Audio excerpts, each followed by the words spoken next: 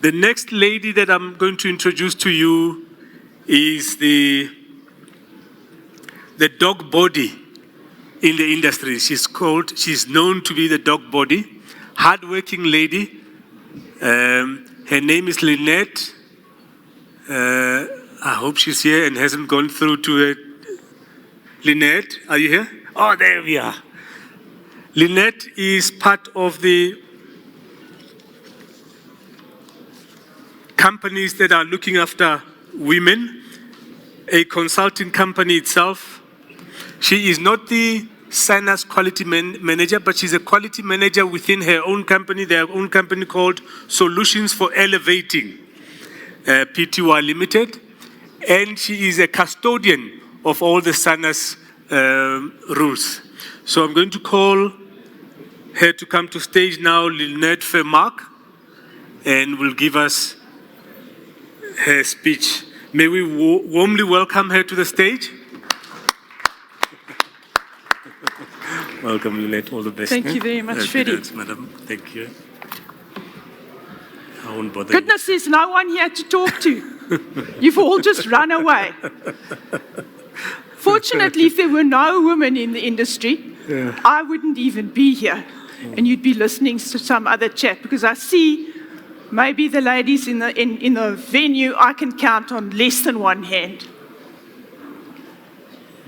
Just to clarify,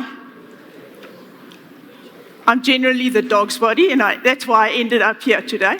Yes. And I do the SANUS management for Solutions for Elevating, which is just our internal company, SANUS management. I am not anything to do with SANUS, the global organization for South Africa and larger. So I just need to clarify that a little bit. The quotation of, if you always do what you've always done, you will always get what you've always got. So if you don't look to the future, you're not really going to be able to stay with the times and change anything and keep up. That quotation is attributed to Henry Ford. Henry Ford was the person who mass-produced motor vehicles. He wasn't the first motor vehicle manufacturer, as most of you gentlemen will probably know, but he was the person who started mass production of motor vehicles with the purpose of making them affordable so that everybody would be able to have a car. He lost touch with his audience just slightly, because his concept was, you could have a Ford, but you could only have a black Ford. He didn't see the need to provide a variety of colors. And that tied into his mass production line, and then he couldn't change the color of the paint. It was just too complicated. But he didn't keep up with customer requirements, and he didn't keep up with changes in technology. Here are a few other people who didn't keep up with changes in technology. And they were all at one stage leaders in their industries. And quite frankly, they don't exist anymore. They have disappeared off the face of the business world. The evolution of the music consumption is something else that reminds us that we need to keep up with technology changes and how consumers want to consume items differently. Who remembers a cassette player? Maybe some people in this audience, because there's a few of us who are baby boomers. But generally, very few people, unless they're critical music people, will have a record that you play on a turntable. It just doesn't happen anymore. My children walk into the kitchen with their cell phone and a boombox, and they take their music wherever they want to go. They play it in the kitchen, they go into the car, they don't even use the radios in the car anymore. They play music off their cell phone, which they have streamed or possibly recorded. All of this indicates disruption in the market. The world's largest taxi company doesn't own a car. They own no vehicles. And they haven't really been around all that long.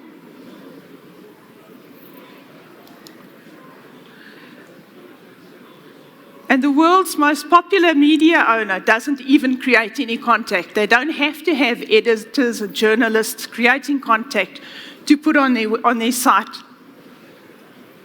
And the largest accommodation provider doesn't own a single hotel room. These people have changed in a very short space of time the way the market operates. Other people who have done that is Amazon. Amazon's probably the biggest store in the world, but they don't have bricks and mortar stores. Google Maps. Who of you drives around Joburg today with a map book in the car?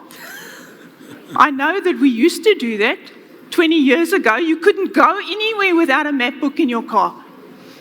Today, you've got a problem if your cell phone battery is flat, but otherwise you don't need a map book to get anywhere. And the post office is finding that they need to reinvent themselves. Nobody sends letters anymore. You don't even get birthday and Christmas cards very often. It's all done by email, or these days, more often, by SMS and WhatsApp. It's just because technology is changing and life is becoming faster, and it's a much faster paced environment.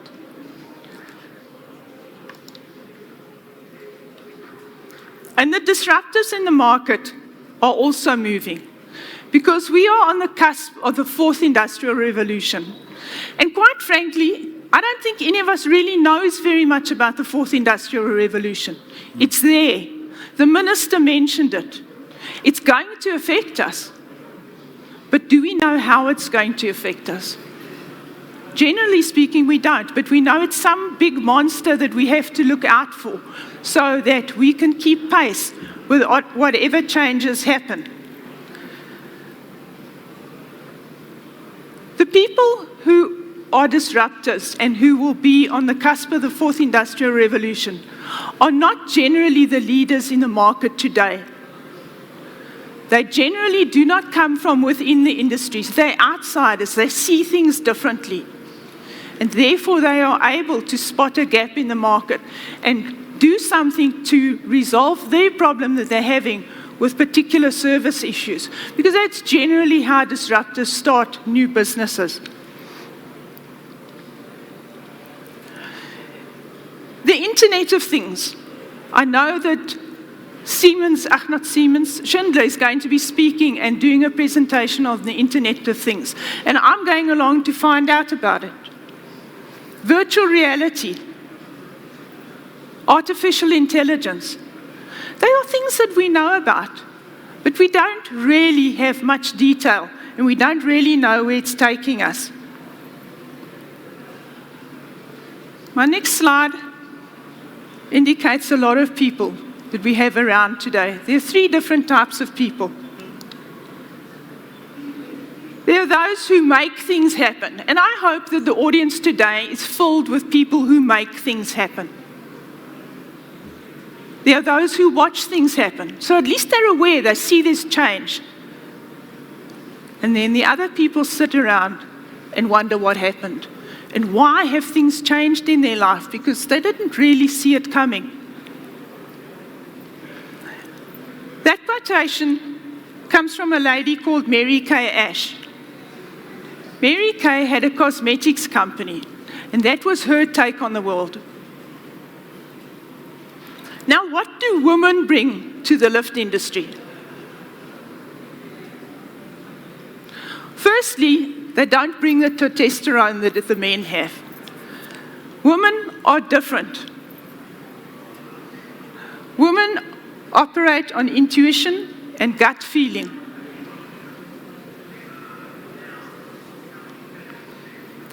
A woman will tell you that she'll walk through a place and she'll say to you, something's not right in that area.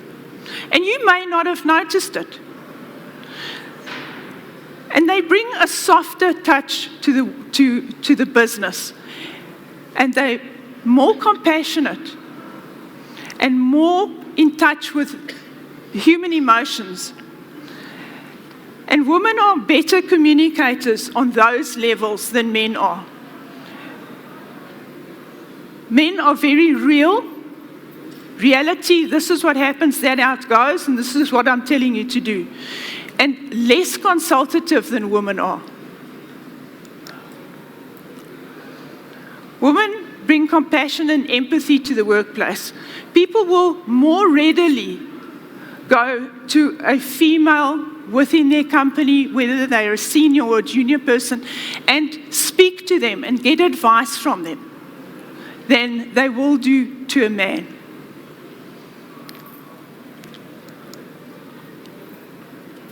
The other thing that women are, they're generous, and they're very good team players. A woman will generally not soldier on through business on her own. Generally, she'll have a team of people to collaborate, to work with, to bounce ideas off. Women will do that a lot more readily than men will do. Men, and this is also a generalization, will go into a boardroom and they will say, this is what we're doing, and this is where we're taking our company from here on. And in very few situations is that thought process challenged. The boss has said so, and so it will be. Whereas if you have females in that mix, there's more discussion will happen around where you're going and what you're doing before the decision is taken. More human emotion, feeling, and input will come to a decision before it is made.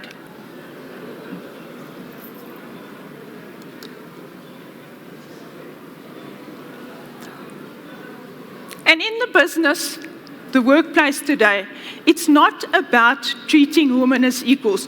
Women are not equal to men. I mean, we know that, but none of us want to acknowledge it. In the workplace, women have to be equal to men. But they don't, because they're different. For the reasons we've just discussed, that is what makes women different. But it does not mean that they are not able to contribute to your business.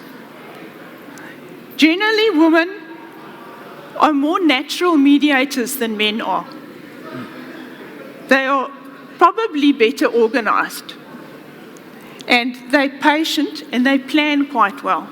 So if you have a project that you're initiating in your company, try and make sure that you have at least one woman on the team. Not outnumbered by 20 chaps, but have a better ratio than that, so that you do get the compassionate side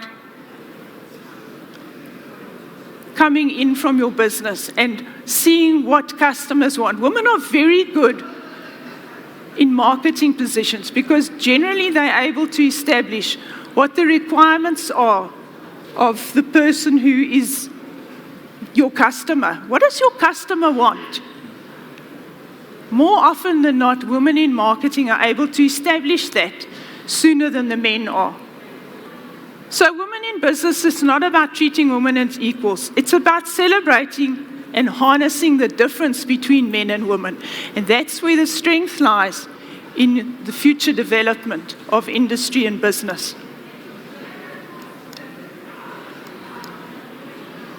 The strange thing about this quote that I opened with, that was attributed and often is to Henry Ford, that quotation comes, if you trace it back, they can only find it going back to 1981 by a lady called Jessie Potter. So often, things women bring to the industry are attributed to males and men dominance. But Jessie Potter was an educator and a counselor, and she established an NGO, and she's the person who said that if you always do what you've always done, you're always going to get what you've always received. So look out and change things before things catch up with you and hit you on the back of the head.